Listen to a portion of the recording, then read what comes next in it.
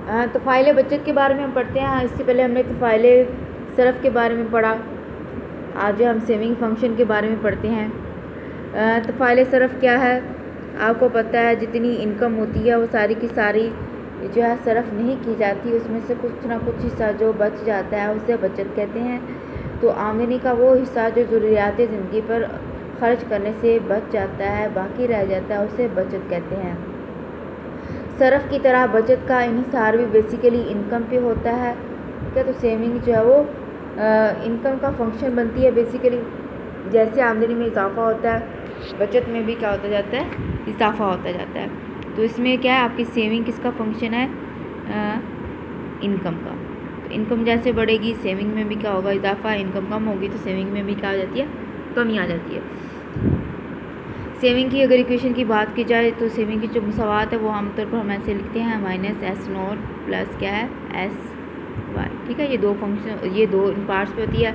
-S0 से मुराद क्या है, यहाँ पर आपकी बचतें क्या होती हैं, माइनस होती हैं, क्योंकि अगर आपकी इनकम सिफर हो तब भी कुछ ना कुछ अखराजात जारी रहते हैं, लिहाजा सेविंग वहाँ पे क्या होती हैं, सिफर या माइनस में होती हैं। प्लस ठीक है, यहाँ पे हम स्मॉल SY लिखेंगे। ये वो सेविंग है जो कि इनकम पे डिपेंड कर रही हैं। दूसरे लफ्ज़ों में ये क्या है, MPS है, margin of propensity to save है, जो किस पे डिपेंड कर रही है, इनकम पे। बचत की अगर बात की जाए तो ये दो इसके बेसिकली दो एलिमेंट्स हैं जो इसमें रोल प्ले करते हैं। बचत करने का इरादा आया कि आप बचत करना चाहते हैं या नहीं करना चाहते हैं। दूसरी बात क्या है, बचत करने की कुव्वत। अब बहुत सारे लोग हैं जो सेव करना चाहते हैं, लेकिन अगर उनकी इनकम उतनी नहीं है तो वो सेव नहीं कर सकते। ठीक है, तो बचत करने का इरादा भी हो और बचत करने की कुव्वत भी हो, तभी जो है वो सेविंग्स जो है वो वजूद में आती हैं। अब ये जो बचत करने की इरादा है, इसके मज़ीद कुछ जो है वो अवामिल है जिन पे ये जो है इरादे जो है वो डिपेंड करते हैं कि लोग जो है क्यों सेव करना चाहते हैं, क्यों बचतें करना चाहते हैं, क्यों वो ऐसा इरादा रखते हैं। सिंपल से बेटा पॉइंट है, इनको बस आप अगर रीड भी कर लें तो इसको आसानी से समझ सकते हैं। इनको जो है ज़्यादा एक्सप्लेन करने की भी कोई ज़रूरत नहीं है, ये सिंपल से ही पॉइंट है। सबसे पहले नागहानी अखराजात के लिए, ठीक है, तो ये घरों में ही आप प्रैक्टिस देखते हैं कि खुदा न खास्ता किसी कोई नागहानी केस आ जाता है, एक्सीडेंट है, इस तरह के एमरजेंसी बीमारी है, इस तरह के मामला से निपटने के लिए भी घरों में कुछ ना कुछ रुपया पैसा जो है बचा के रखा जाता है, ताकि उनसे आसानी से निपटा जा सके और इन केस ऑफ एमरजेंसी कहीं से बोरो ना करना पड़े, बल्कि ख़ुद ही जो है वो हालात से जो है वो आप काबू पा लें। बच्चों की तालीम और तरबियत के लिए जो है वो पैसे बचाए जाते हैं। ठीक है, बच्चे छोटे होते हैं तो वो सेविंग करना शुरू कर देते हैं। मुख्तलिफ सेविंग प्लान्स जो है वो परचेज़ किए जाते हैं, उनमें रुपया पैसा जो इन्वेस्ट किया जाता है, ताकि जब बच्चे बड़े हो जाएंगे, वो अच्छी यूनिवर्सिटी में दाखिला हासिल करना चाहते हैं, तो तब जो है उनके अखराजात को आसानी से पूरा किया जा सके। बढ़ापे की खातिर, ठीक है, तो हमने एक थ्योरी में भी पढ़ा कि एक शख्स की जो कंजम्पशन है वो सिर्फ उसकी मौजूदा जो इनकम है उस पर डिपेंड नहीं करती, बल्कि over the period of time जितनी उसने पूरी ज़िंदगी में कमाना है उस पर डिपेंड करती है। और जितना वो अपनी दरमियानी उम्र में कमाता है वो सारा का सारा खर्च नहीं करता, बल्कि बढ़ापे की खातिर कुछ ना कुछ जो वो बचा के रखता है, ताकि जब वो बूढ़ा हो जाए तब उसमें से कुछ ना कुछ जो है वो खर्च करता रहे। लेकिन हमारे यहाँ जो है ऐसा मूवमेंट ट्रेंड जो है वो नहीं होता, सिवाय जो है गवर्नमेंट एम्प्लॉयज़ के, जिनकी जो है पे में से ऑटोमेटिकली कुछ ना कुछ अमाउंट जो है वो डिडक्ट होती रहती है और बाद में उनको पेंशन की सूरत में मिलती है। तरक्की की ख्वाहिश, कुछ लोग इसलिए भी रुपया पैसा बचाते हैं ताकि उनके पास ढेर सारे रुपया पैसे जमा हो जाएं, अपने कारोबार को जो है वो तरक्की दें और उसको जो है वसी करें और क्या कहते हैं, और लोगों में जो है वो बढ़ चढ़ के जो है वो नज़र आना चाहते हैं। शोहरत के असूल और समाजी वक़ार की खातिर, ठीक है, ये सकता है कि शोहरत कर हासिल करना चाहते लोग हैं कि जिसके पास बहुत ज़्यादा माल दौलत है, बहुत ज़्यादा रुपया पैसा है, वो अपना स्टेटस जो है वो सोसाइटी में बढ़ाना चाहते हैं, मेंटेन करना चाहते हैं, तो इसके लिए भी जो है वो बचत करना चाहते हैं। सरमायाकारी के लिए तो ज़ाहिर बात है, सरमायाकारी के लिए जो है वो बचतों का होना बहुत ज़रूरी है। सेविंग्स होंगी तो फिर ही जो है वो रकम जो है वो सरमायाकारी में लगाई जा सकेगी, इन्वेस्टमेंट जो है वो हो सकेगी। हज और मुक़द्दस जो है मकामात की ज़ियारत के लिए, ठीक है, तो ये एक मजहबी जो है पहलू भी मौजूद है यहाँ पे। हमारे यहाँ जो है वो हज और जो है वो उम्रा वगैरह की नीयत की गरज से भी जो है लोग कमेटियाँ डालते हैं, कुछ ना कुछ पैसे जो बचा के रखते हैं ताकि जो है वो हज का फ़रीज़ा अदा कर सकें और मुक़द्दस मकामात की ज़ियारत वगैरह जो है उससे भी फैज़ याब हो सकें। उसके बाद जो बचत करने की क़ुव्वत है ये भी कुछ जो है डिपेंड करती है कुछ अवामल पे। सबसे पहले क्या है, आमदनी का ख़र्च ज़ायद होना ज़ाहिर बात है। अगर आपकी आमदनी अखराजात से ज़ायद होगी तभी आप सेव कर सकते हैं। टैक्सों का निज़ाम जो है वो फ्लेक्सिबल होना चाहिए और ऐसा होना चाहिए कि एक ही तबके पे जो है बहुत ज़्यादा बोझ ना पड़े। अगर सार्फिन जो आम आवाम है उनकी आमदनी पहले ही कम है, अगर उन पर टैक्सों का बोझ बहुत ज़्यादा होगा तो ज़ाहिर बात है उनकी ज़रूरियात ज़िंदगी ही पूरी नहीं हो पाएंगी, तो सेविंग करना जो है वो पॉसिबल फिर नहीं होगा। तो टैक्सेस अगर कम होंगे सेविंग क्या हो जाएगी ज़्यादा। अमन व अमान की सूरत हाल अगर मुल्क में है, सियासी जो सूरत हाल है वो भी जो है वो स्टेबल है, आए दिन जो है हड़तालें उनकी सूरत हाल नहीं है या लोगों को जो है चोरी का लूट मार का ख़तरा वगैरह नहीं है, तब जो है वो फिर सेविंग ज़्यादा होती हैं, लोगों की आमदनियाँ बढ़ती हैं और वो सेविंग्स करते हैं। बैंकिंग का निज़ाम अगर स्टेबल होगा तो लोग जो है वो मालियात या जो कर्ज़े वगैरह है बैंकों से हासिल कर सकते हैं, उसकी मदद से कारोबार शुरू करते हैं, आमदनियाँ बढ़ती हैं और बचतों में भी इजाफा होता है।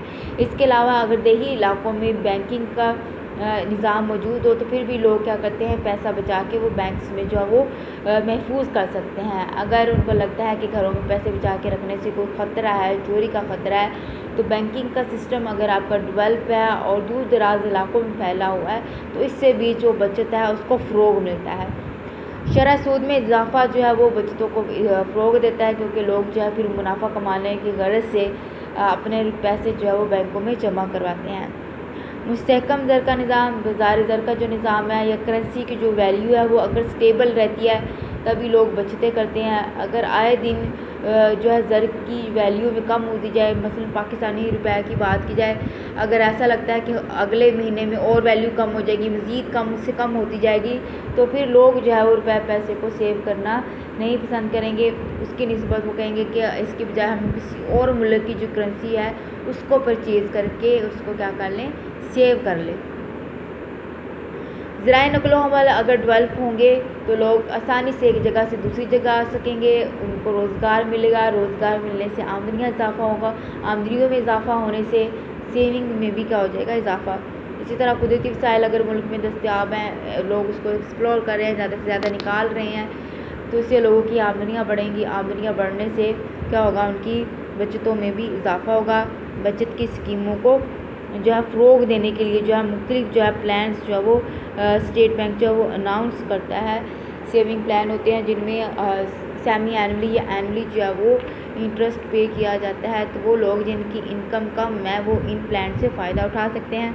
बचत के मराकज़ जो हैं वो देही इलाकों में कायम किए जाते हैं ताकि जो किसान हजरात हैं वो अपनी छोटी छोटी जो सेविंग्स हैं, कम आमदनियाँ उनको बचा के बैंकों के पास रखवा दें और बदले में उनको जो है वो फिर मुनाफा अदा किया जाता है। तो इस तरह की जो बचत की स्कीमें हैं इससे भी सेविंग में इजाफ़ा होता है। ठीक है, इसके बाद हम इसके मज़ीद जो है कुछ कंसेप्ट देखते हैं, जैसे हमने इत्फ़ाल सरफ़ में देखा था, ओस मिलाने सरफ़ पढ़ा, इसी तरह ओस मिलाने बचत के बारे में बात करते हैं। ओस मिलाने बचत क्या है, आमदनी और बचत की जो बाहमी निस्बत है उससे ओस मिलाने बचत कहते हैं। एक शख्स कितना बचा रहा है और उसकी आमदनी कितनी है, उन दोनों की जो रेशो है या निस्बत है वो क्या कहलाएगी, ओस मिलाने बचत। ठीक है, ये फार्मूला है उसका, एस ओवर वाई, एस बचत है और वाई क्या है, इनकम है। फ़र्ज़ करते हैं एक शख्स की आमदनी 1000 रुपये है, सरफ़ 500 है, बचत कितनी आ जाएगी, 1000 माइनस 500। ठीक है, 500 क्या है, उसकी सेविंग है। उसकी औसत मिलाने सरफ़ क्या आ जाएगा, average propensity to save 500 over 1000 आ जाएगा, 0.5 जो है उसका आंसर आ जाएगा। उसके बाद मुख्ततम मिलाने बचत है। मुख्ततम मिलाने बचत क्या है, change in saving over change in income. ठीक है, MPS is equal to income में कितना चेंज आया और इनकम में चेंज आने की वजह से सेविंग में कितना चेंज आया, इन दोनों की जो निस्बत है वो क्या कहलाती है, मुख्ततम मिलाने बचत। ठीक है, जैसे अगर यहाँ पे बात की जाए 1000 आमदनी है, मैं कहती हूँ बढ़ के वो 1500 हो जाती है। सरफ जो है 500 था, बढ़ के कितना हो गया है, 700 हो गया। अब जो है सेविंग कितनी आ जाएंगी, 1500 माइनस 700। ठीक है, ये कितना आ जाएगा, 800, ठीक है। तो MPS कितना आ जाएगा 800/15 कितना आ जाएगा, इनकम में कितना चेंज आया 500 का। सेविंग में सॉरी ये मैं आपको यहाँ पे क्या हुआ कि आपकी जो सेविंग पहले कितनी थी 500, अब इसमें कितना चेंज आ गया, अब चेंज आया 300 का। तो यहाँ पे 800 माइनस कितना आ जाएगा 500, ठीक है। पहले आप कितनी सेविंग कर रहे थे 5, अब कितनी कर रहे हैं 800। इसी तरह इनकम जो है पहले कितनी थी 1000 है और अब उसमें कितना चेंज आया, उसमें 500 का चेंज आया। तो ये आ जाएगा 300/500 हो जाएगा। तो ये क्या कहलाएगा आपका MPS। इनकम जब चेंज होती है तो उसकी वजह से सेविंग में कितना चेंज आया उसकी निस्बत क्या कहलाती है MPS कहलाती है।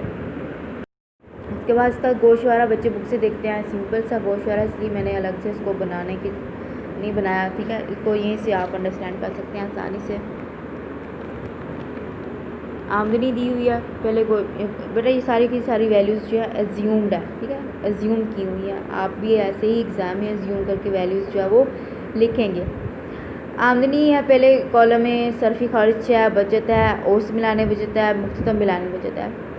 सबसे पहले एज्यूम किया हुआ है कि आमदनी कितनी है 2000 है, सरफी खर्च जो है वो 2400 है, ठीक है। सरफी खर्च कितने हैं 2400 है। आमदनी से ज़्यादा खर्चे हैं, बचत क्या आ जाएगी 2000 माइनस 2400 माइनस में आ जाएगी -400, क्योंकि आमदनी से ज़्यादा जो है वो अखराजात है। औसत मिलाने बचत कैसे आ जाएगा, आपकी बचत कितनी है 400 डिवाइड कर देंगे आमदनी के साथ, तो ये माइनस में आ जाएगा -0.2 आ जाएगा। मुख्ततम मिलाने बचत यहाँ पे कुछ भी नहीं आएगा क्योंकि अभी फ़िलहाल कोई चेंज नहीं हुआ। उसके बाद नेक्स्ट जाएंगे, इनकम बढ़ के 3000 हो गई है, कंजम्पशन जो है वो बढ़ के 3300 हो गई है। सेविंग यहाँ पे कितनी आ जाएंगी 3000 माइनस 3300, आमदनी माइनस सरफी खर्च, तो ये आ जाएगा -300। औसत मिलाने बचत कैसे आएगा, बचत को डिवाइड कर देंगे आमदनी के साथ। मुख्ततम मिलाने बचत कैसे आएगा, इन दोनों का जो फ़र्क है, इन दोनों में कितना चेंज आया है 100 का, ठीक है। -300 -400 करेंगे तो यहाँ पे माइनस माइनस क्या हो जाएगा प्लस का 400 हो जाएगा। -300 + 400 ये कितना आ जाएगा 100 आ जाएगा। और इनकम में कितना चेंज आया है 1000 का आया है, ठीक है। तो 100 ओवर क्या हो जाएगा 1000.1 आ जाएगा आंसर। इस तरह आगे नेक्स्ट जो है वो इनकम बढ़ के 4000 हो जाती है, सरफी खर्च भी 4000 है और बचत यहाँ पे क्या है 0 है। बेटा ये सिर्फ एज्यूम करनी है आपने वैल्यूज़, ठीक है। पहले जो है आपकी बचत नेगेटिव है, फिर 0 हो जाएगी और उसके बाद जो है वो क्या हो जाएगी पॉजिटिव हो जाएगी, क्योंकि इनकम बढ़ती जाएगी लेकिन जो खर्चे हैं फिर वो उसी निस्बत से नहीं बढ़ते। इनकम 5000 हो जाती है, खर्चे कितने हैं 4500 है, 500 यहाँ पे सेविंग आ जाएंगी। औसत मिलाने बचत कैसे आएगा 500 डिवाइडेड बाय 5000 आ जाएगा, तो ये क्या आ जाएगा 0.1 आ जाएगा। उसके बाद ये कैसे आएगा 500 माइनस 0 आ गया और यहाँ से 5000 माइनस 4000 दैट इज़ 1000, इन दोनों को डिवाइड करने से क्या आ जाएगा MPS आ जाएगा, जो कि कितना है 0.5 है, क्या। तो इस तरह से ये वैल्यूज़ आपने निकालनी है। यहाँ पे आपको सिर्फ जो है आमदनी वाला कॉलम जो है उसको देखना पड़ेगा, याद रखना पड़ेगा और सरफी खर्च को, ठीक है। ये आप एज्यूम वैल्यू वहीं पे भी लिख सकते हैं, लेकिन ठीक होनी चाहिए, जो सीक्वेंस है वो ठीक होना चाहिए। उसके बाद हम इसकी जो है डायग्राम देखते हैं। डायग्राम यहाँ से भी देख सकते हैं, बुक से भी देख सकते हैं आप। यहाँ पे हम एक्स एक्सिस पर आमदनी को शो करेंगे, वाई एक्सिस पे जो है बचत को शो करेंगे। 1000 है। अब आप देखें कि हमने जो है ये 2 कॉलम जो है इनकी जो है डायग्राम बनानी है। आमदनी देखें पहले कितनी है 2000 है, ठीक है। 2000 अगर आमदनी है, ठीक है, ये है आमदनी 2000, तो यहाँ पर आपकी सेविंग कितनी है -400 है, ठीक है। तो ये मैंने यहाँ पे -500 लिखा है, तो ये 400 तकरीबन यहाँ पे आ जाएगा। उसके बाद इनकम जब 3000 है तब सेविंग -300 है, ठीक है। तो ये उससे ऊपर 0.1 बन जाएगा। जब इनकम 4000 है तब सेविंग ज़ीरो है, ठीक है। तो यहाँ हम 0 पॉइंट भी ले लेंगे। उसके बाद इनकम बढ़ के 5000 हो जाती है तो सेविंग कितनी है, 500 है। फिर इनकम बढ़ के 6 हो जाती है तो यहाँ पे सेविंग कितनी है, 1200 है, ठीक है, यहाँ पे मेंशन है। उसके बाद इनकम बढ़ के 7000 होती है तो आपकी सेविंग बढ़ के 2100 होती है। तो आप देखें कि ये जो सेविंग का कर्व है ये नेगेटिव भी होता है, नेगेटिव से फिर वो ज़ीरो होता हुआ आहिस्ता आहिस्ता क्या होना शुरू हो जाती है, पॉजिटिव हो जाती है, ठीक है। तो क्या है कि जैसे जैसे आमदनी में इजाफा होता जाता है आपकी जो सेविंग है उनमें क्या होता जाता है, इजाफा होता जाता है। जो MPS है वो क्या है, आहिस्ता आहिस्ता बढ़ता जा रहा है। ऐसे ही है ना, पहले वो कम बचा रहा था, उसके बाद जो है वो आहिस्ता आहिस्ता ज़्यादा बचा रहा है। ये बिल्कुल वैसी बात है जैसे हमने देखा कि जैसे इनकम बढ़ती है कंजम्पशन में उसी हिसाब से इजाफा नहीं होता, कुछ ना कुछ वो सेव कर लेता है।